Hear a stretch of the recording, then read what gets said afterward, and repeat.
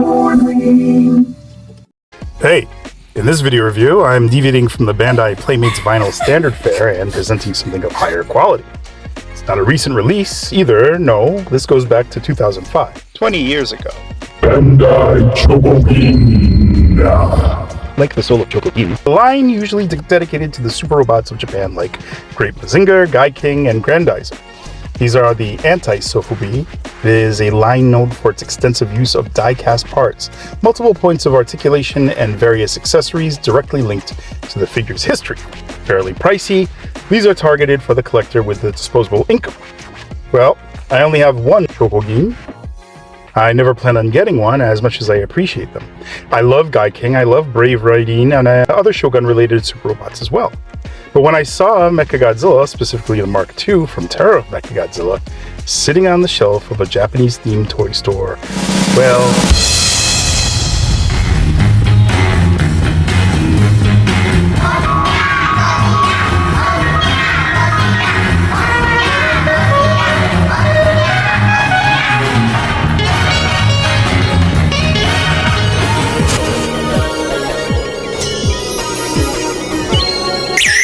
Normally, before I review the figure in question, I like to do a summary of that monster's cinematic history. Sometimes I can drone on and on about kaiju, and other times I can keep it simple. Terror of Mechagodzilla happens to be one of my top 3 Showa Godzilla films. I'd rather go into more depth about that film in a separate retrospective, and I will. So I'll keep this brief. Mechagodzilla 2, the rebuilt, slightly upgraded model from the original 74 flick, has all of the original's bells and whistles, and a few upgrades. One of these upgrades is revolving missiles, which leaves me confused. In both movies, Mecha G spins his hand missile launchers like a revolver before firing. If it is in reference to that, I am not sure how this is considered new. On closer inspection, his missile tips are longer than his previous model, so I guess destruction caused by this new version is far greater, as we see the sinister robot decimate whole city blocks with his firepower, in an impressive display of its capabilities. His only other notable upgrade is played as a gotcha moment where Godzilla, spoiler, once again rips off his space titanium twin's head as he did before, thinking he's beat him. But to everyone's surprise, a smaller, deadlier head is revealed, emitting a death ray, punishing Godzilla for his arrogance. Visually, he mirrors his previous model, but with a leaner, darker, and more muted metal over the brighter silvery and almost robust one. He gives the appearance of a more jagged and sinister foe than before, and instead of being operated from a computer console, its orders come from the program directives of Katsura Mifune, the cyborg villainess of that film. It is her vulnerability that ends the reign of this more powerful model, and then she commits suicide to help the man she loves. Tragic. Anyways, what we're all here for is the amazing showpiece, 2005's Bandai Chogokin Mechagodzilla 1975. I think I've only taken this guy out like twice, messed with the main figure and put him away. For years, he sat in storage, encased in this wonderful box, and I'd almost forgotten about him. I was a much more indiscriminate collector back then, before girlfriend turned wife turned mother of my 2 kids turned to my youngest son loves Monsterverse. Nowadays, I keep things simple with 6-inch vinyls, but I always appreciate the various companies bringing out high-end collectibles, and here I feel fortunate to have one. Let's give it a close look. Before I dive into this figure itself, I wanted to take a look at the box. As you know, I normally don't spend much or any at all on tags with vinyl figures. It's just a choice for time, and most of my collection has had said tags removed. But a package can be different. I can appreciate the selling point tool from a graphic designer's POV. And what a beautiful box this is. It does its job on both showcasing what you'll get inside, and that'll be of a premium level. The front displays Mechagodzilla 2 in its full glory with the Golden Godzilla 2005 sticker, giving this a commemorative feel since it was the 30th anniversary of this particular kaiju. I like the brushed metal elements that are implemented on the box, lending to both the character and the die-cast nature of the collectible.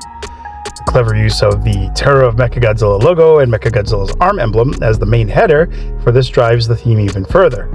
Showcasing the piece of space titanium that comes with this is interesting, since I associate that more with the 1974's Godzilla vs. Mechagodzilla. The side of the box displays the figure's ability to convert to flying mode, again selling the value in this item. Turning to the backside, we get the full gamut of accessories that is packaged in this set. The figure itself is cast in a nice metallic gray, with darker shades breaking it up on certain panels and joints, such as the hips, knees, shoulders, and elbows. The proportions are somewhat confined by the notion that this is designed to utilize the robotic nature of the character, removing any man-in-suit flexibility, just in a standard pose. The main torso and the tail feels like it's cast in the nice die-cast material, while all the appendages are sturdy plastic. The accent colors are all where you'd expect them. The orange eye deco, the red and blue MG2 sigil on the arms, and the red dual missile-like tongue, as well as the receptors in the ears, are all present. A nicely detailed piece, Bandai Chogokin line is at its best when emulating the 70s super robots, which were shiny, bright, and simplistic in design, not overly intricate and textured like Mecha G here. But they managed to cram this figure with all the molded rivets and layered titanium panels, the accordion-style shoulder, elbow, hips, and knees. His neck vent is also well done. Where this sculpt suffers is from its wonky proportions. For example, when looking at it straight forward, the accordion-style child-bearing hips take away from its overall menace. The shoulder suffers less so from this effect, but don't promote the overall eye-soreness of the hips. The feet feel a bit small, especially when zooming to the hands now, emboldened by the newly added revolving missiles. When looked at from the side profile, the proportions seem to work better here, even if I feel that this model feels a bit slim. I've always maintained there was a difference in that aspect between 74 and 75, but after finding this image on Google, it seems Bandai's design team felt the same way.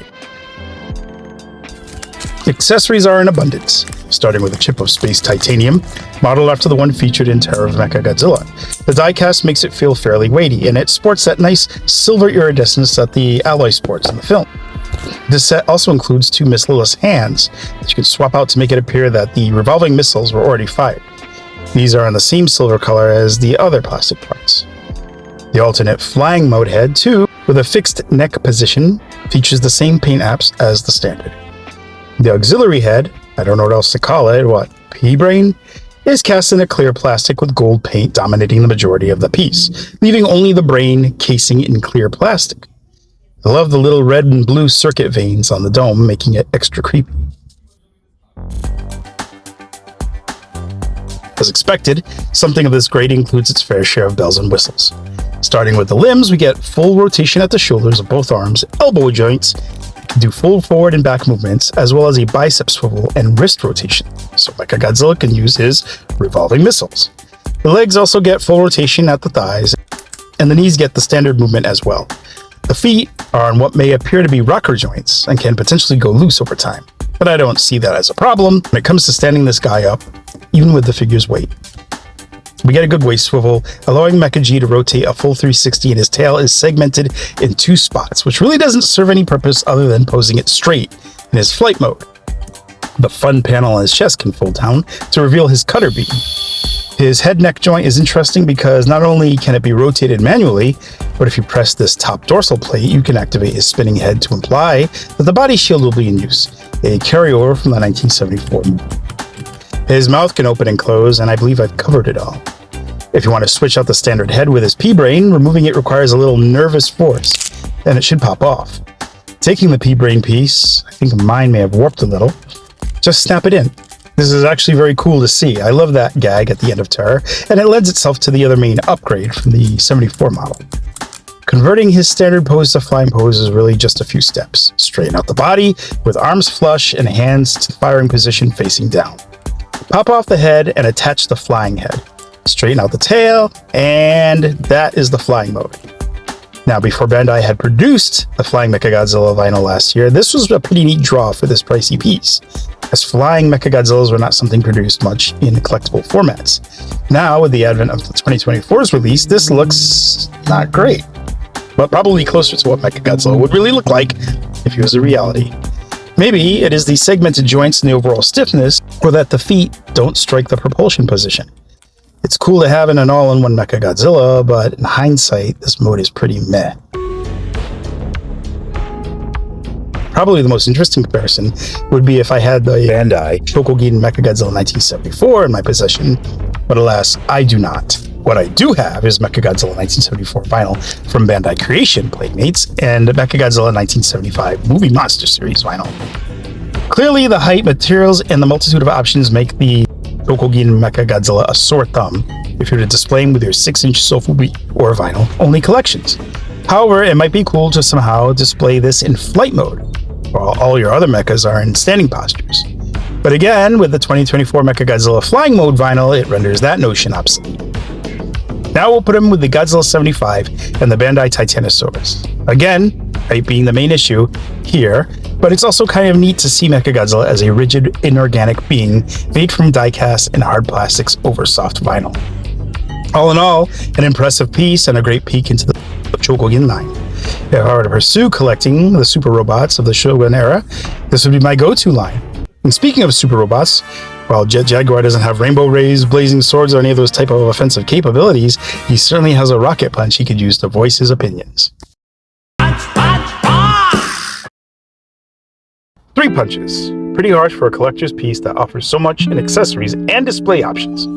Why just a 3? And honestly, it should have scored at least a 4, but reviewing this with 2025 eyes has altered my perception of said item. Depending on what kind of collector you are, the Bandai Chogokin Mechagodzilla may not be your thing, especially now, since it demands a higher price point on the aftermarket. The stiff aesthetic, due to the rigid materials, removes the man-in-suit vibe that Bandai's Mechagodzilla 75 exudes, and if you're like me, that could be an important factor.